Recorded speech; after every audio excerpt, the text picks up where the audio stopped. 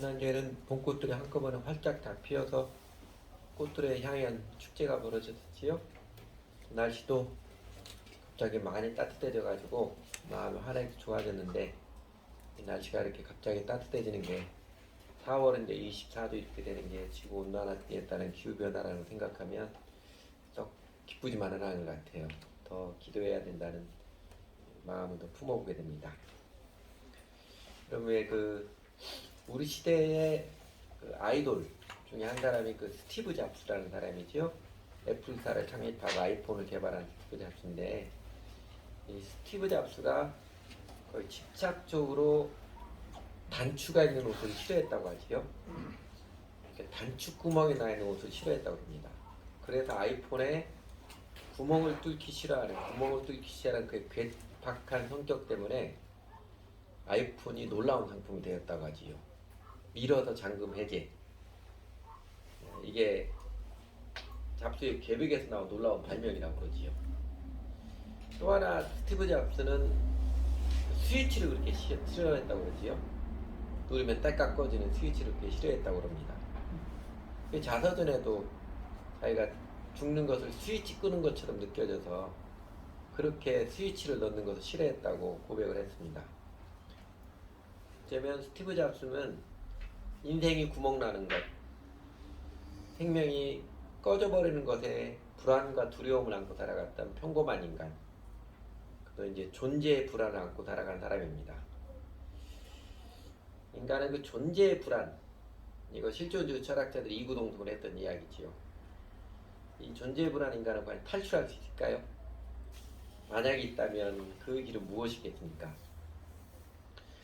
오늘 본문은 하나님께서 꼼짝없이 몰아가시는 손길 앞에 야곱이 고집을 내려놓고, 그래 베냐민 데리고 갔다 와라 허락을 하자 요셉의 9명의 형들이 베냐민 데리고 다시 이집트 와서 요셉 앞에 서게 된 이야기입니다. 형들이 베냐민과 함께 다시 요셉 앞에 나타나자 요셉은 그 형제들하고는 한마디 말도 없이 자기 이제 비서에게 시켜가지고 이 사람들을 총리 공간으로 안내하라. 내가 거기서 점심을 같이 먹을 테니 점심 준비를 하여라. 그렇게 시켜놓고 이제 점심 먹으면서 잠깐 대화한 이야기입니다.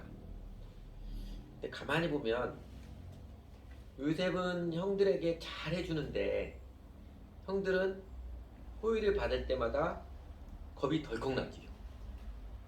요셉이 잘할 때마다 겁이 덜컥 나서 어리둥절하고 두려워하고 염려하고 부정적으로 생각하고 판단하고 매우 불안해합니다. 그러니까 총리공관에서 점심을 융숭하게 대접을 받는데 이게 먹는 게 아닙니다. 가시방석에 앉는 것처럼 마음은 계속 불안에 쫓기고 있습니다. 오늘 본문을 자세히 보면 형들의 불안에 쫓기는 마음, 그래서 가만히 있지 못하고 알아서 기는 행동, 안 해도 되는 민망한 행동을 하는 모습이 크게 보면 3번 정도 나타납니다. 이게 첫째는요, 15절에 보면 나올 때 17절에 보면 요셉의 지시에 따라 그 관리인이 형들을 요셉의 집으로 총리공관으로 안내할 때 18절에도 그러지요. 그 사람들은 요셉의 집으로 안내를 받아 들어가면서 겁이 났다. 형들이죠. 그들은 지난번에 여기 왔을 적에 우리가 낸 돈이 알지도 못하는 자의 우리 자료 속에 담겨서 되돌아왔는데 그 돈 때문에 우리가 이리로 끌려온다. 그 일로 그가 우리에게 달려들어서 우리의 나귀를 빼앗고 우리를 노예로 삼으려는 것 틀림없다 하고 걱정했다. 이게 틀림없는 일이에요. 전혀 엉뚱한 일이잖아요. 그러니까 지레 겁을 먹고서 자신들의 남은 재산을 다 빼앗고 노예로 삼으려는 것이 틀림없다고 걱정하고 서로 수군거리면서 그러면서 부정적인 확신을 합니다. 그러면 마음의 불안은요, 행동하는 용기를 일으키기도 합니다. 문제는 그 행동이 엉뚱한 행동을 해서 문제이지만요. 그래서 요셉의 그 의리의리한 총리 공간 문 앞에 이르렀을 때 형들은 아마 이제 이 집에 들어가면 우리는 끝장이다 이렇게 생각했던 것 같습니다. 그래서 최대한 저 자세로 그 관리인을 붙잡고 아주 부드럽고 겸손한 태도로 마음속에 그 캥기는 이야기를 먼저 꺼내지요. 그게 20절에서 23절이죠. 나으리 잠깐 드릴 말씀이 있습니다. 솔직히 뭐냐면 저희 나쁜 사람 아닙니다. 제발 저희 잡아가지 마십시오. 일전에 저희들의 여행 가방에 돈이 그대로 들어있어서 저희가 얼마나 놀랐는지 모릅니다. 저희가 훔친 거 절대로 아닙니다. 그 돈 그대로 가지고 왔고요. 그리고 이번에도 공짜로 식량 얻으려는 거 나온 거 아닙니다. 식량 새로 살 돈도 가지고 왔습니다. 정상적인 거래를 하려고 온 사람들이 저희는 도둑이나 사기꾼이 아닙니다. 먼저 이야기를 하지요. 형들은 불안해 죽겠어 잔뜩 긴장해서 어렵게 이야기하는데 그 관리는 어떻게 대답해야 될 것 같아요? 아주 싱겁게 아무 일 없었다는 듯이 아니, 그동안 별거 없으셨어요? 걱정하지 마세요. 그 돈 백도를 들고 오시는 하나님이 그 자리에 넣어주신 것입니다. 쉽게 대답을 해요. 그런데요, 형들은 이 관리인의 대답을 듣고서 또 어떻게 생각하세요? 어떻게 생각할 것 같아요? 엥? 이건 또 무슨 소리야? 이 상황에서 무슨 하나님이야? 관리인이 걱정하지 말라고 했는데 형들의 마음은 무슨 이야기 더 걱정이 되었을 것입니다. 그리고 이제 두 번째 장면은요, 이런 장면이죠. 형들이 불안을 죽여서 알아듣기는 두 번째 모습은요. 그 다음에 그 24절 보면 그 관리인이 그동안 이집트 감옥에 갇혔던 시므온을 그 형제들에게 데리고 오고 그들에게 발짓을 물어주고 나귀에게 먹이를 주고 총리 집에서 점심을 먹을 것이라고 총리와 함께 점심을 먹을 것이라고 귀뜸을 해주었습니다. 그런 사막을 통과하는 먼 여정을 거쳐왔기 때문에 정말 손발 씻고 싶었을 텐데 형들은 어떻게 씻었는지 안 씻었는지 모르겠지만 그거는 정신이 하나도 없고 뭐 하고 있어요? 온통 가져온 선물을 정돈하는 일이 여념이 없습니다. 마음에 불안해 죽겠도 긴장의 끈을 놓지 못하고 어떻게든 자신들을 잘 보여야 하니까 선물 내용물이 무사한지 확인을 하고 포장한 게 어디 찌그러지지 않았나 다시 보고 이쁘게 보이려고 다시 정돈하고 마음 좋게도 쉬지 못합니다. 그리고 세 번째 장면은 그 장면이죠. 요셉은 형들에게 호의, 은혜를 베풀어 주는데 형들은 더 어리둥절하고 불안해하는 장면. 점심 식사 자리에 섰지요. 그러니까 대기실에서 앉아있지도 못하고 서서 선물 정돈하라고 여념이 없는데 요셉이 나타나자 형들은 누가 시키지도 않았는데 먼저 선물, 이게 선물인지 뇌물인지 갖다 바치고 넋주고 엎드려서 절을 하지요. 그리고 저희는 총리 어르신의 종입니다. 언제 총리가 이집트 총리가 자기들 종으로 삼아줬어요? 오히려 요셉은 형들을 향하여 그동안 먹을 것 없어서 고생하지 않았느냐, 당신들이 말한 연세 많으신 아버지 건강하게 아직 살아계시느냐 안 물으면서 형들은 대답할 때마다 이 성은이 망극하여이다, 이 조선시대 신하들 임금이 하는 것처럼 넙죽 엎드려 대답할 때마다 저를 해. 그리고는 요셉이 그 형들 사이에 끼어있는 아직 동안인 베냐민이죠. 딱 보고 베냐민이구나. 알았겠죠. 어렸을 때 아기 때 베냐민 모습 봤었지만 직감을 했겠지만 모른 척하고 얘가 당신들이 말한 그 막내 동생이요? 묻자 네 맞습니다 하고 대답을 듣고 넌 참 귀엽게 생겼구나. 하나님의 복을 많이 주시기를 바란다. 마음의 정을 말로 표현하자 마음이 울컥 걷잡을 수 없이 사랑의 마음이 쏟아지지요. 우리도 그러잖아요. 가만히 있다가 말로 표현하면 갑자기 감정이 쏟아지는 경우 종종 있지요. 요새 그 자리에서 감정 와장창 쏟아낼 수는 없지요. 걷잡을 수 없이 몰아치기 잘하는 게 감정이지만 이제 성숙한 요셉 자신의 감정을 추스르는 지혜를 잘 알고 있습니다. 이때는 자리 피해야 된다. 급히 자리를 피하여서 다른 방으로 가서 북받치는 눈물을 한참 쏟아내고 얼굴 씻고 다시 근엄한 총리 얼굴로 다시 나와서 그리고 이제 더 이상 형제들하고 대화는 하지 않고 말하면 또 톡 붙여 오르니까 점심 밥상 차리라고 종들에게 명령합니다.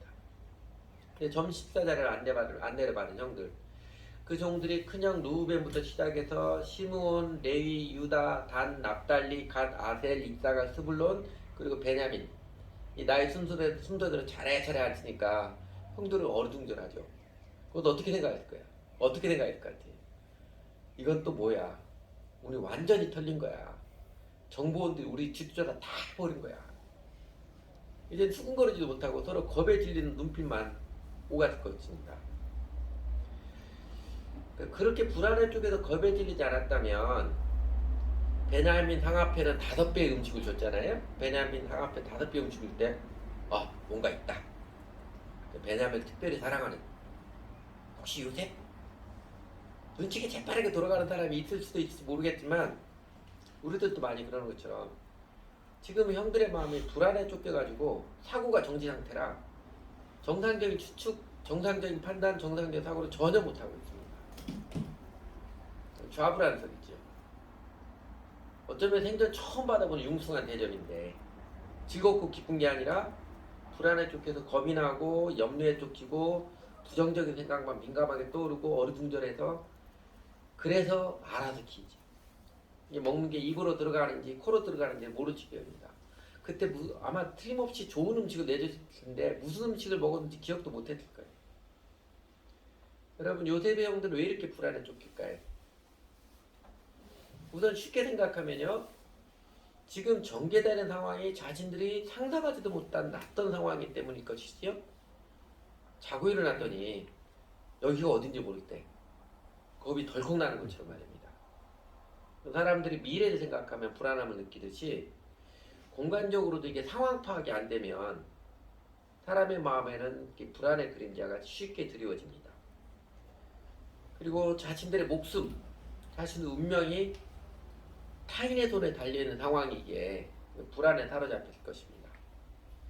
인간은 자기 자신을 통제할 수 없는 처지에 놓이면 민감해지고 불안의 노예가 되곤 합니다.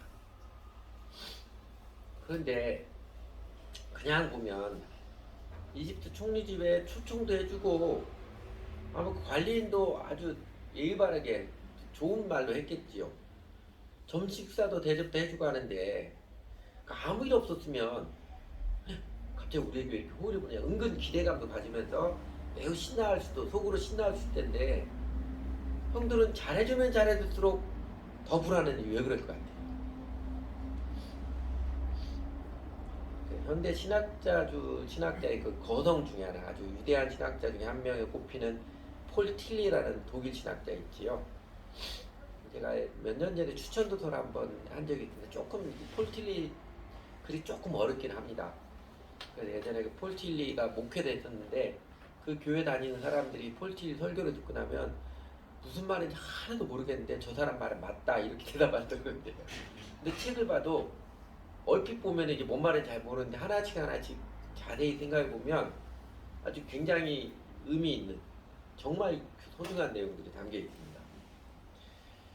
근데 그 존재용기라는 책에서 여러분들이 한번 소개했던 존재용기라는 책에서 인간이 갖는 불안을 3가지로 나눠 설명했습니다.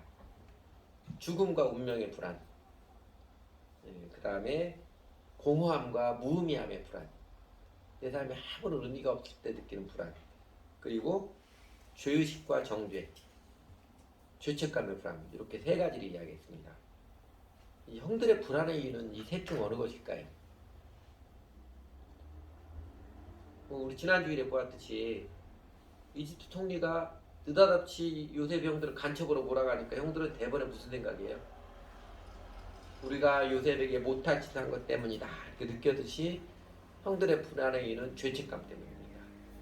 그래서 심령에 깔리는 죄책감 때문이에요. 형들의 심령에는요, 요셉 당시에는 요셉이죠. 그 막내 동생이 좀 티껍게 군다고 베냐민도 그 태어났긴 해. 베냐민도 태어났을 텐데 좀 요셉이 좀 티껍게 군다고 동생이라서 그를 사랑하고 아껴주는 것이 아니라 이 못마땅해 하고 미워하고 결국은 폭력을 저질러서 죽여버리고자 했던 사랑하지 않고 미워했던 죄책감이 지워지지 않는 흔적으로 깊이 배어 있습니다. 창세기 4장에 보면 그 동생 아벨을 죽인 가인에게 하나님께서 가인아 니아와 아벨이 어디 있느냐 물으셨듯이 사람의 영혼은요 예수님의 제일 큰 계명이 황금률이죠. 다른 사람을 사랑하는 마음이 없으면 다른 사람을 미워하게 되면요 그러면 그렇도록 불안에 시달립니다. 사랑하며 살라가 하나님의 창조 목적이고 하나님 사랑과 이웃을 사랑하며 살라 이게 인생의 행복이고 영생의 지침인데 예수님의 제일 큰 계명이 황금률인데 내가 남에게 대접을 받고자 하는데도 너는 남을 대접하라. 이게 황금률이잖아요. 사랑하며 살래가 이 성경의 제일 큰 메시지고 이게 인생의 행복이고 영생의 지침인데 그 생명과 행복을 거부하고 미움과 배척으로 자기 승질에 따라서 자아에 집착하면 살아가면 그 사람의 심령은 기분 째지는 게 아니고요. 속이 통쾌해지는 게 아니라 더 불안하고 더 무렵고 염려와 민감한 부정적인 생각에 점령당하고 합니다. 정신의학 신문 이런 거 있습니다. 신경정신과 의사들이나 그다음에 정신 상담하는 사람들이 주로 보는 신문들인데 그 보도에 보면요, 조금 오래된 통계이긴 하지만 2005년 기준으로 우리나라에서 정신장애를 앓고 있는 사람들의 40%는 정확히 39.4%는 이 불안장애라고 합니다. 그러니까 특정 상황에서 갑자기 극심한 불안과 함께 심장이 조이고 공황 발작이 되풀이되는 것, 이거 공황장애를 그러죠. 이게 대표적인 불안장애이고 틱장애처럼 마음이 불안해지면 반복적으로 특정 행동을 하는 강박장애, 그 다음에 사람들 많은 것 앞에 서면 대중 앞에 서면 두려워하는 갑자기 두려움이 오고 식은땀이 나게 되는 사회공포증, 이런 일들이 사실 통칭해서 다 불안장애입니다. 현대인들이 더 많은 편리한 문명의 이기에도 불구하고 불안장애가 급증하게 된 데에는요, 왜 그럴 것 같아요? 현대사회가 보다 더 노골적으로 이기적인 자기 생각밖에 못하는 욕망의 세상이 되었기 때문일 것입니다. 부모들이 자녀들에게 공부 열심히 하는 게 다 뭐라 그래? 제일 많이 하는 게 다 너를 위해서. 학교 선생님들이 우리 중고등학교 다니면서 공부하라 해서 왜 열심히 공부하는 동기부여하는 거냐? 다 너를 위해서잖아요. 사랑하며 사는 게 인간 존재의 목적이고 인생 행복의 비결인데, 인생 행복의 비결인데, 사랑하며 살라는 하나님의 그 좋은 계명을 아예 무시해버리고 개인도 국가도 자기 이익, 자기 욕망에만 집착하는 세상이 되어가기 때문에 사람들은 불안장애에 점점점 시달리는 사람들이 많은 것입니다. 요새병들이 좌불안석, 어쩌면 은혜의 자리에서도 불안에 쫓기는 상태가 된 것은요, 낯선 환경, 또 자신의 인생이 다른 사람에게 통제될지도 모른다는 상황에도 영향도 있지만 결정적으로는 죄책감, 이웃을 사랑하지 못하고 형제를 사랑하지 못하고 정반대로 미움과 증오로 대응했던 자신들의 모습에 대한 죄책감 때문입니다. 그러면 한 걸음 더 깊이 나아가서 요셉이 형들은 왜 요셉이 좀 티껍게 군다고, 그래 동생이니까 봐주자, 아직 어리니까 봐주자, 그러지 못하고 사랑하지 못하고 미움 증오에 차서 폭력을 휘둘렀을까요? 왜 그랬을까요? 앞에서 인간은 모든 낯선 환경, 자신이 모르는 통제할 수 없는 처지에 놓이면 불안을 느낀다고 이야기 드렸지요. 대개 좀 그렇게 말하잖아요. 그러니까 모든 사람이 이제 미래를 생각하면 불안한 이유, 미래를 내 뜻대로 만들 수 없다는 것을 나이 들면 이제 알아가기 때문에 그러지요. 그래서 어렸을 때는 몰라요. 내 인생이 내 뜻대로 안 된다, 이거를 점점 실감하게 되면 점점점 불안이 깊어집니다. 그러면 이제 정해지지 않은 미래 때문에 불안하고 걱정이라면 최대한 그 불확실성을 줄여가면 불안도 줄어들지 않을까요?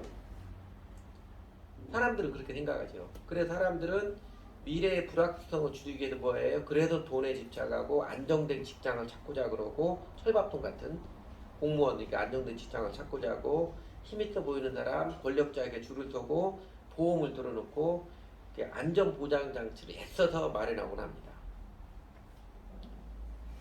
정신의학자도 좀 다르게 이야기를 합니다.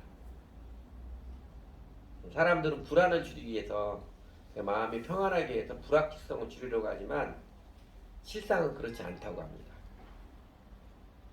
이런 거죠. 불안을 줄이기 위해서 돈을 많이 벌려고 하지만 그 사무엘 존슨이 말했듯이 돈이 없으면 비애가 찾아오고 돈이 많으면 공포가 찾아온다 그러잖아요. 오히려 돈이 많으면 불안이 깊어진 공포가 그 심령을 지배합니다. 정신의학자들은 이렇게 말합니다.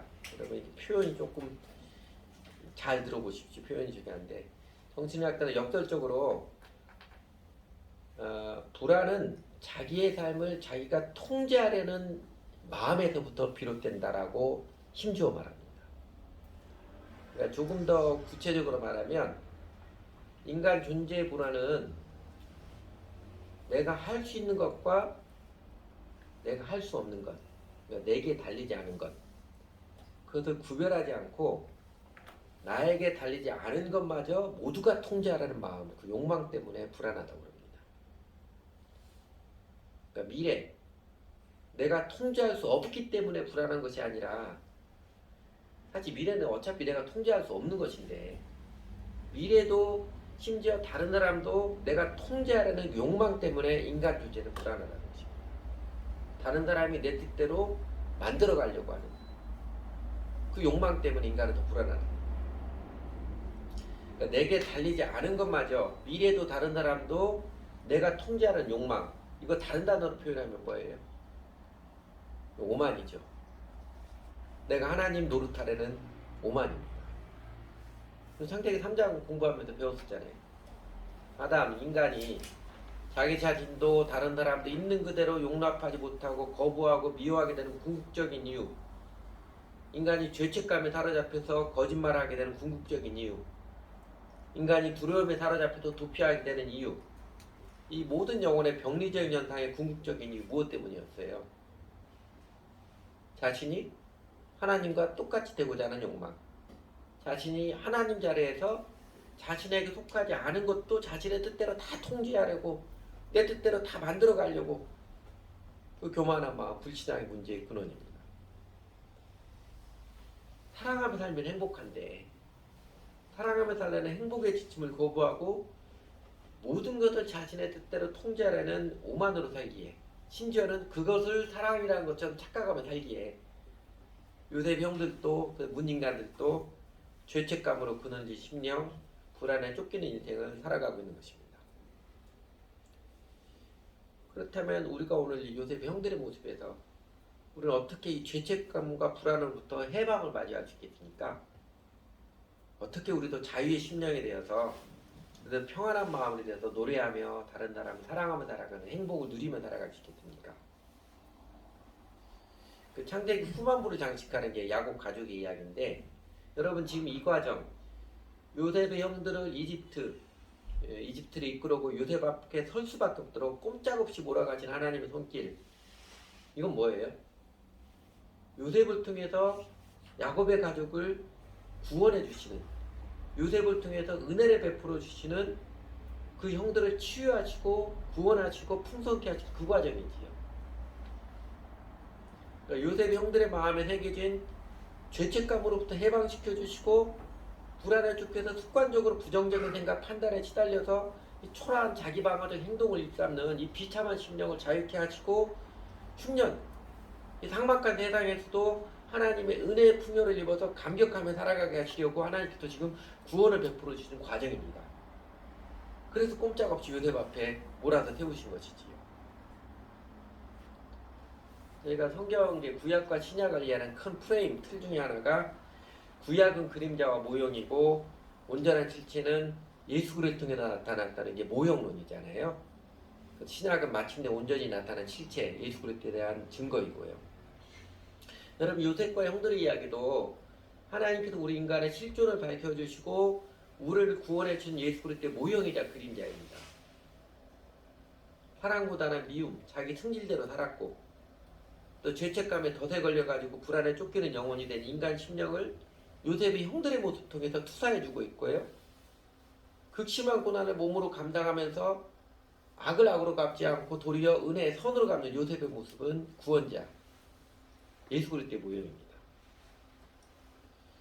오늘이 교회적으로 순환주일이지요. 돌아오는 일주일이 그래서 패션위크, 고난주간이라고 합니다. 부활주를 앞두고 예수님께서 십자가에 가신 예수 그리스도의 순환을 특별히 기리며 그 십자가를 지신 그 특별한 사랑을 특별히 기억하자는 이 교회의 아름다운 전통입니다.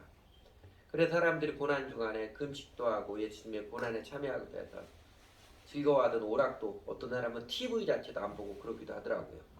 요새 교회 중에는 이 고난주간에 그 미디어 금식에서 일체 핸드폰도 안 하고 이런 거 하는 사람도 있더라고요. 특별히 경건하게 지내는 사람들이 많이 있는데, 여러분 예수님의 십자가의 주점은요 고난이 아니라 사랑입니다. 고난이 아니라 사랑이에요. 고난에 모방하는 게 중요한 게 아니라요, 예수님의 사랑을 받고 나도 그 예수님 사랑을 기억하면서 나도 사랑하며 살기를 되새기며 깊이 하는 게 고난 주간의 핵심 메시지, 십자가의 핵심 메시지입니다.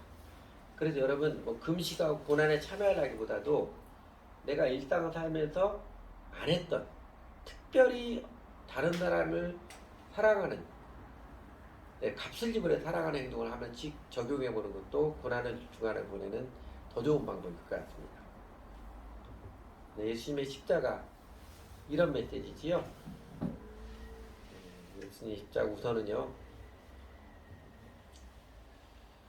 우선은 우리의 죄를 깨닫게 하신 하나님의 사랑입니다. 여러분 12제자들이 예수님과 3년 반 같이 지냈었잖아요.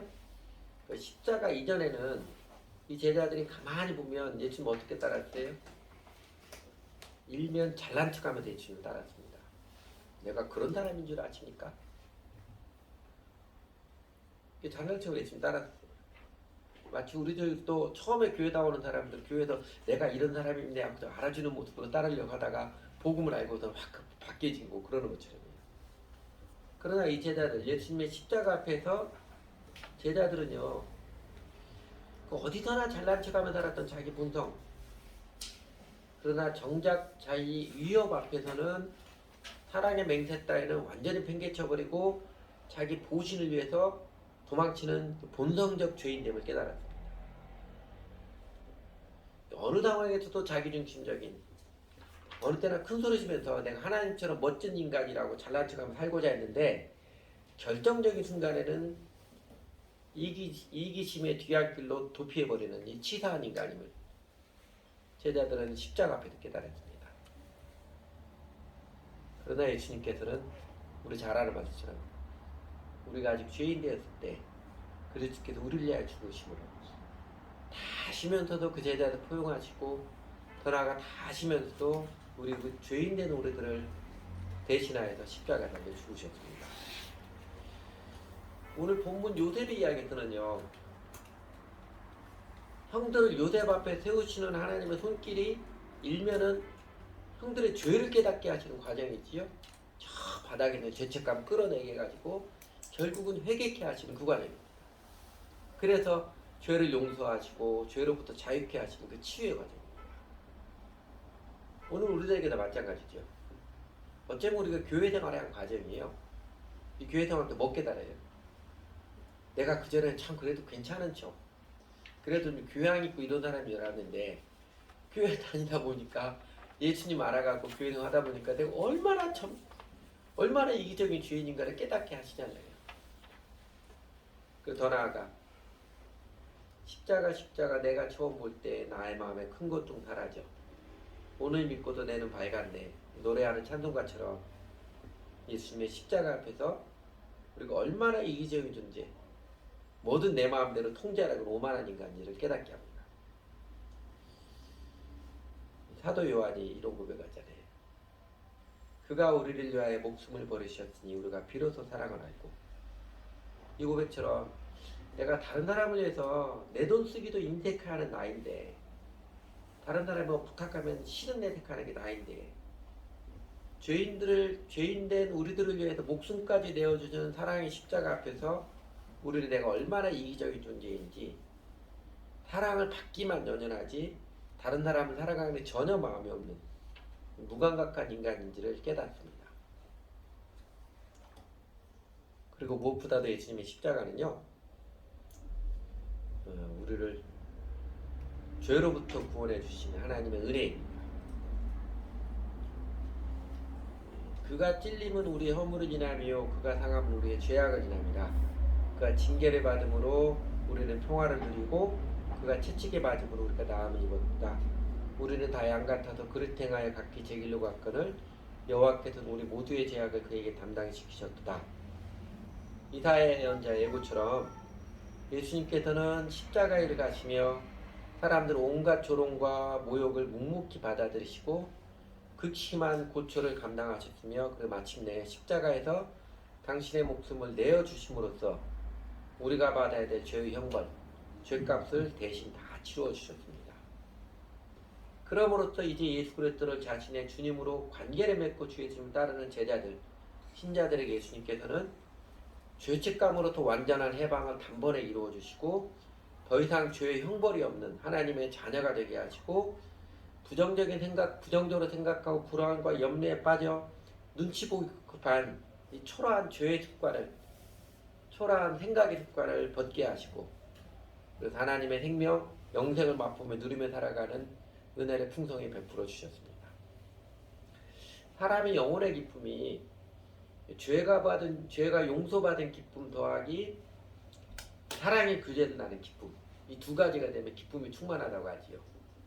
이 탕자가 아버지 집에 돌아왔을 때 재산 탕진한 것에 대해서 책임을 물으시는 일체의 책망이 없이 다 용서하시고 그대로 받아주시며 오히려 잔치하며 즐거워하시는 그 아버지의 모습처럼 예수님의 십자가의 대속의 은혜는 믿는 우리들에게 그 죄사함의 기쁨과 하나님과 이제는 사랑의 규제를 나누는 그 은혜, 생명의 완의를 안겨주십니다. 요셉 자신이 극심한 고난의 과정을 거쳤지만, 그렇지요? 종살이 옥살이 하면서 극심한 고난의 과정을 거쳤지만 마침내 형들과 아버지 가족들 모두에게 하나님의 은혜의 풍성함을 안겨주었던 그 모습은요 확실히 예수 그리스도의 모형입니다. 예수님께서 십자가의 고난, 극심한 고통을 겪으셨지만 당신을 믿는 자들에게 부활의 생명과 능력으로 하나님의 은혜의 생명을 풍성하게 안겨주십니다. 그리고 예수님의 십자가는 우리에게 존재의 용기를 불어넣어 주시는 하나님의 생명과 능력입니다.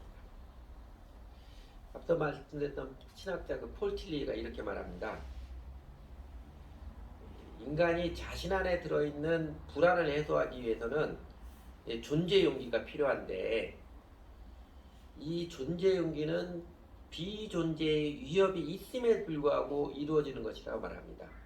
그러니까 비존재의 위협이 없어져서 존재의 용기가 생기는 게 아니라 세상이 주는 또 인간 스스로 갖고 있는 비존재의 위협이 여전히 있음에 불구하고 존재의 용기는 이루어지는 것을 말합니다. 그래서 비존재의 위협이란 아까 말한 불안의 3요소, 운명과 죽음의 불안, 공허함과 무음의 불안, 그리고 죄의식과 정죄, 죄책감이 가져다주는 불안, 이 불안이 가져다는 위협, 두려움을 말합니다.